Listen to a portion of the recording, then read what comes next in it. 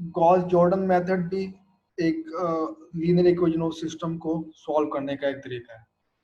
अगर हम रिविजिट करें इसे बैक सब्स्टिट्यूशन को, तो आप ये देखो कि बैक सब्स्टिट्यूशन ये प्रोसेस है कि हम जब अपर डायगोनल में या लोअर डायगोनल में हमने मैट्रिक्स को रिड्यूस कर लेते हैं, तो हमारे पास ये इक्वेशन आ गई जिससे हम दोबारा बैक सब्स्टिट्यूट करके x3 की वैल्यू, फिर x3 और x2 की बैक सब्स्टिट्यूट करके वैल्यू, हम सारी अननोन की वैल्यू फाइंड कर सकते हैं। तो बैक सब्स्टिट्यूशन भी एक तो फॉरवर्ड में आपने रिडक्शन था, रिडक्शन के बाद बैक सब्स्टिट्यूशन था, फिर आपको जाके सोल्यूशन मिलता है। तो गॉस जॉर्डन का पहला जो काम है, आपको बैक सब्स्टिट्यूशन नहीं करनी पड़ेगी। ठीक है, बैक सब्स्टिट्यूशन नहीं करनी पड़ेगी, डायरेक्ट आपको रिजल्ट मिल जाएगा। जब वो होगा कैसे, ये कुछ स्टेप मैंने लिखे हैं कि आपने ना इस दौरान ये क्या करेगा कि सारे जो कॉलम डायगोनल एलिमेंट्स है ना, उनको वन भी साथ साथ बताया जाए। ठीक है, और हमें इस तरह जो है ना बैक सब्स्टिट्यूशन अर्ली टाइम में मिल जाएगी, वो हमें इवन दो करनी भी नहीं पड़ेगी। तो गॉस जॉर्डन और गॉस एलिमिनेशन मेथड में फर्क ये है कि आप गॉस एलिमिनेशन मेथड में हम ये करते थे कि ये डायगोनल से नीचे हम जीरो बनाते थे। ठीक है, नीचे ये जीरो है डायगोनल से, ये इस डायगोनल के जीरो है, ऊपर देखे नहीं बनाते थे जीरो। इस केस में हम ये करेंगे कि हम ऊपर भी जीरो बनाएंगे और नीचे भी जीरो बनाएंगे, तो दोनों तरफ ऑपरेशन होंगे। साथ के साथ हम डायगोनल एलिमेंट्स को बंद भी करेंगे, ऊपर भी ऑपरेशन करेंगे, नीचे भी। तो हम टोटल बनाएंगे उसको आइडेंटिटी मैट्रिक्स, जो हमारा है ना ए मैट्रिक्स जो गिवन होगा उसे हम आइडेंटिटी मैट्रिक्स बनाएंगे, और बैक सब्स्टिट्यूशन हम नहीं करेंगे, जो साथ वाला कॉलम आएगा बी का वो हमारा सोल्यूशन होगा। तो इसको स्टेप बाय स्टेप प्रोसेस देखते हैं। ये देखो ये मैट्रिक्स है, ये गिवन है। ठीक है, हमने पहले डिस्कस किया हुआ है कि डायगोनल पे जीरो नहीं होना चाहिए। तो ये डायगोनल पे जीरो है, तो जो हमने देखा था लास्ट प्रोसेस में कि जो इस केस में बड़ा एलिमेंट बड़ा होगा वो रो हमसे इंटरचेंज कर देंगे। तो इसमें 2 4 6 और 0 में से सबसे बड़ी वैल्यू है 6, तो हम ये 6 वाली रो 0 वाली रो पे प्लेस कर देंगे, जो कि ये देखिए ये किया हुआ, ये हमने किया हुआ है इसमें।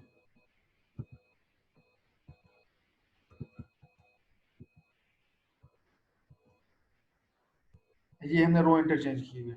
ठीक है, अब दूसरा होगा कि हमने डायगोनल पे एलिमेंट पे वन बनाना है। डायगोनल पे वन बनाने के लिए हम ये करेंगे कि पूरी पहली रो को, जो पिवट है डायगोनल एलिमेंट है, उसे डिवाइड कर देंगे। तो पहली रो को हमने डिवाइड कर दिया 6 से, तो पहली रो ये बन गई, ये पहली रो बन गई। अब जो फर्स्ट पिवट के नीचे या फर्स्ट डायगोनल एलिमेंट के नीचे हमने बिल्कुल उसी तरह जीरो बनाने हैं जैसे कि हम कर चुके थे वहां पे, जो रिड्यूस करनी है रो।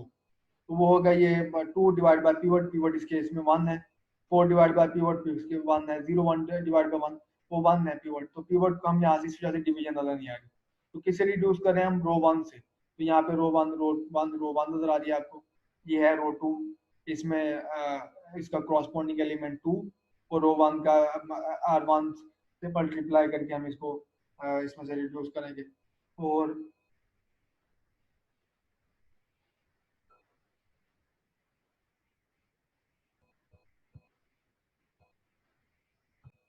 ठीक है, तो ये हम इस तरह ऑपरेशन करेंगे, और इन ऑपरेशन ये कंफर्म है ऑपरेशन, इसके बाद ही हमारे पास ये फर्स्ट कॉलम रिड्यूस हो गया।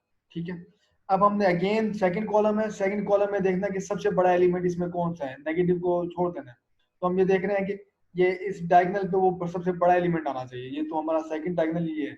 तो हम देख रहे हैं कि 3.6 इस पूरे कॉलम में पड़ा है, तो 3.6 वाली रो को ऊपर लेके आएंगे जैसे ये ले आए, और 1.67 वाली ये सेकंड रो को नीचे ले आए। तो इंटरचेंज ऑफ रो 2 एंड 3, तो हमने दो रो को इंटरचेंज कर लिया। अब नेक्स्ट कि यही जो डायगोनल एलिमेंट है इसको हमने पूरी रो से डिवाइड कर देना। पूरी रो से डिवाइड कर देंगे तो फिर अगेन हमारे पास ये डायगोनल पे 1 बन जाएगा। और फिर हम रिड्यूस करेंगे ऊपर और नीचे दोनों तरफ ऑपरेशन करेंगे, ऊपर भी ऑपरेशन करने और नीचे भी बिल्कुल इसी तरह ऑपरेशन करने, ऊपर भी जीरो और नीचे भी जीरो बन जाएगा। फिर दोबारा हमने देखना है कि ये अब डायगोनल एलिमेंट ये है, लेकिन यहाँ पे डायगोनल एलिमेंट पे ऑलरेडी बड़ी वैल्यू पड़ी है, तो हम इंटरचेंज नहीं करेंगे, तो इसी को रहने देंगे। अब थर्ड रो को इसी पीवोट से 6.8182 से डिवाइड कर देंगे, यहाँ वन बन जाएगा, तो यहाँ वन बन जाएगा यहाँ पे। और फिर दोबारा इसको रिड्यूस करेंगे, सिर्फ थर्ड कॉलम को नीचे भी ऑपरेशन करने हैं ऊपर भी करने हैं, गॉस एलिमिनेशन मेथड में सिर्फ आप डायगोनल के नीचे ऑपरेशन करते थे, अब हमने ऊपर भी करने हैं, तो ऊपर भी ऑपरेशन करेंगे, ऊपर भी ये ऊपर भी जीरो बनाएंगे, बिल्कुल इसी तरह जिस तरह ये कॉरस्पॉन्डिंग एलिमेंट लेना, उसको पिवट से डिवाइड करना और वो रो से मल्टीप्लाई करना। अगेन फिर दोबारा ये हमारे पास रो है, ये वाली ये कैसे है हमारे पास कि ये जो 1.559 है, इसको सिर्फ हमने क्या किया है, डिवाइड कर दिया इस 1.559 से, पूरी रो को, फोर्थ रो को 1.559 से डिवाइड कर दिया और आपके पास ये आ गया, ये आइडेंटिटी मैट्रिक्स। तो गॉस जॉर्डन मेथड में क्या किया हमने, रो ऑपरेशन डायगोनल पे वन भी बनाए हैं पिवट से डिवाइड करके, और ऊपर नीचे ऑपरेशन भी किए। एट द एंड, एट पर द एंड प्रोडक्ट हमारे हाथ में क्या है, वो ये है, ठीक है, एट द एंड हमारे पास प्रोडक्ट है ये आइडेंटिटी मैट्रिक्स। जब ये आइडेंटिटी मैट्रिक्स बन गया तो ये जो है कॉलम, ये हमारा सोल्यूशन है। x1 की वैल्यू ये है, x2 की वैल्यू ये है, x3 की वैल्यू ये है, x4 की वैल्यू ये, बैक सब्स्टिट्यूशन करने की जरूरत ही नहीं है। लेकिन साथ के साथ आप ये देख रहे हो एक चीज कि आप देखो गॉस एलिमिनेशन मेथड में तो हमारे पास यहाँ पे पहले जैसे 3 ऑपरेशन थे, तो दूसरे स्टेप में हमारे पास 2 रो ऑपरेशन हो जाती, 2 रो के ऑपरेशन होते। थर्ड स्टेप में हमारे पास सिर्फ सिंगल रो का ऑपरेशन होता है, यहाँ बात खत्म हो जाती है, फिर उसके बाद बैक सब्स्टिट्यूशन करते हैं। लेकिन इस केस में देखो आप कि नीचे ऊपर पहले में भी 3 ऑपरेशन है, दूसरे में भी 3 ऑपरेशन होंगे, 2 नीचे 1 ऊपर, थर्ड में भी 3 ऑपरेशन होंगे, 1 नीचे 2 ऊपर, ठीक है, और फोर्थ में भी 3 ऑपरेशन होंगे, तीनों ऊपर। तो देखें ये जो ऑपरेशन हैं जो इसके इसमें गॉस एलिमिनेशन में ऑपरेशन बने थे 3, 2 और 1 फॉरवर्ड के लिए, तो ये बन गए टोटल रो ऑपरेशन 6। लेकिन इस केस में कितने हैं, 12 हैं, 12 ऑपरेशन। लेकिन आपको बैक सब्स्टिट्यूशन नहीं करनी पड़ेगी। तो इस केस में जो ये टाइम लेता है मेथड, ये मेथड जो टाइम लेता है ये कैलकुलेट करने का, अननोन फाइंड करने का, वो ज्यादा है। तो पहले वाले का था ऑर्डर, पहले वाले का ऑर्डर था 2n³ और 3, अब गॉस जॉर्डन का ऑर्डर है, ऑर्डर n³ है, ये ज्यादा, उससे कई ज्यादा टाइम लगेगा ये कंप्लीट होने में। लेकिन फायदा ये है कि आपको कैसे बैक सब्स्टिट्यूशन नहीं करनी पड़ती। अब इसी तरह हमारे पास एक डायगोनल मैट्रिक्स होते हैं। डायगोनल मैट्रिक्स है कि आपके पास कॉलम के जो कॉरस्पॉन्डिंग, जो मेन डायगोनल के कॉरस्पॉन्डिंग ऊपर और नीचे सिर्फ ये नॉन जीरो वैल्यू होती हैं, बाकी सारी की सारी जीरो होती हैं। तो इस तरह हम जीरो को मैनिपुलेट नहीं करते और इसको स्टोर भी एफिशिएंटली करते हैं, और इसको कैलकुलेट करने का जो इसके इस तरह के मैट्रिक्स को मैनिपुलेट करने का, उसके अननोन फाइंड करने का फास्ट वे है।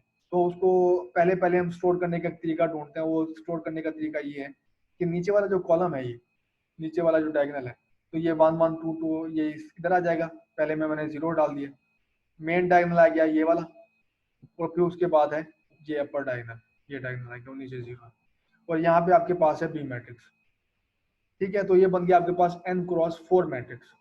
तो n×4 मैट्रिक्स के लिए भी बुक में एल्गोरिथम गिवन है डायगोनल मैट्रिक्स सेक्शन पे, उम्मीद है आप वो देखोगे तो आपको ना समझ आ जाएगा।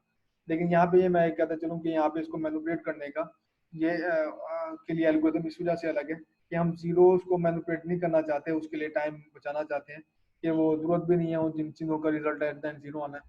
तो आपसे इसको कंप्रेस करते हो, ये कंप्रेस फॉर्म को मैनिपुलेट करते हो। अब है लास्ट वन, वो है आपने फाइंड करना है,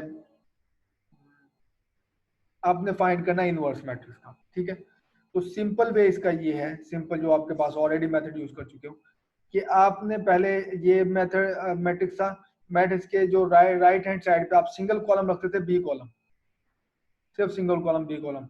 लेकिन इस केस में आप ये करोगे कि ये मैट्रिक्स ये है, ये ए मैट्रिक्स, और इसके साथ आप रखोगे आइडेंटिटी मैट्रिक्स, और कोई भी मेथड यूज करोगे, गॉस जॉर्डन मेथड यूज करो या मेथड यूज करो गॉस एलिमिनेशन, कोई भी, आपने सिर्फ ये गॉस एलिमिनेशन तो नहीं खैर, लेकिन कोई मेथड दोनों में से कोई भी यूज करो, गॉस जॉर्डन आपको डायरेक्ट आइडेंटिटी दे देगा, या ऑपरेशन आप कोई भी यूज करो, ठीक है, किस तरह भी ऑपरेशन करो, सीक्वेंस में ना करो जैसे गॉस जॉर्डन करता है, लेकिन इस केस में गॉस जॉर्डन किया हुआ है। आपने ये जो ए मैट्रिक्स है इसको इसके साथ रखे, सिर्फ इसको आइडेंटिटी बनाना है, यानी कि ये ए मैट्रिक्स साथ प्लेस की आइडेंटिटी, और इसको अगर आप इस वाले मैट्रिक्स को ऑपरेशन करके आइडेंटिटी बना देते हैं, जैसे गॉस जॉर्डन आपको आइडेंटिटी देता है, तो जो राइट है ये वाला मैट्रिक्स होगा वो आपका इनवर्स होगा। तो ये इसका शॉर्टेस्ट वे है कि आपके पास मैट्रिक्स जिसका आपने इनवर्स फाइंड करना है उसको यहाँ पे रखो, साथ रखो आइडेंटिटी, अब ऑपरेशन करते चले जाओ कि ये आइडेंटिटी बन जाए। जब ये आइडेंटिटी बनेगा आपके पास ये इनवर्स आ सर जाएगा। जी सर दोबारा बता दे, वो मेरा नेट ऑफ हो गया था। कहाँ से बताऊँ? सर ये ऊपर से, थोड़ा ऊपर से। ये मैं इनवर्स मैट्रिक्स है। जी सर। आपके पास ये गिवन मैट्रिक्स है ए, ठीक है, आपने ये फाइंड करना है इसका इनवर्स। तो करना आपने ये है कि ये मैट्रिक्स रखा आपने ये, साथ प्लेस की आइडेंटिटी, ठीक है। तो अब आपने ना ऑपरेशन करने, लेट्स से आपने गॉस जॉर्डन आप करते हो, तो गॉस जॉर्डन क्या करेगा, वो रो जो है एलिमिनेट करते हुए हर कॉलम को जीरो बनाते हुए तो आपको देगा ए को आइडेंटिटी बना देगा। यही करता था ना गॉस जॉर्डन। ये जी देखो सर। ये मैट्रिक्स था आपके पास ये वाला ए, तो इसको क्या बना दिया, ऐड डाउन उसे आइडेंटिटी। लेकिन इस केस में हमारे पास ये बी मैट्रिक्स है, बी हमने यहाँ पे नहीं रखना, हमने ये यहाँ पे मैट्रिक्स को प्लेस करना है, यहाँ पे प्लेस करनी है पूरी आइडेंटिटी, और इसको ऑपरेशन करना है गॉस जॉर्डन लेट से अप्लाई करना है, वो आपको बना देगा आइडेंटिटी यहाँ पे। तो जैसे ही आइडेंटिटी बनेगा आपके पास ये मैट्रिक्स है, ये आपका है इनवर्स। इसको आप चेक कर सकते हो कि मैट्रिक्स को अगर उसकी इनवर्स के साथ मल्टीप्लाई करो तो आपको देता है वो आइडेंटिटी। तो ये इनवर्स फाइंड करने का तरीका है न्यूमेरिकली। जी कोई okay question? Sir. No sir.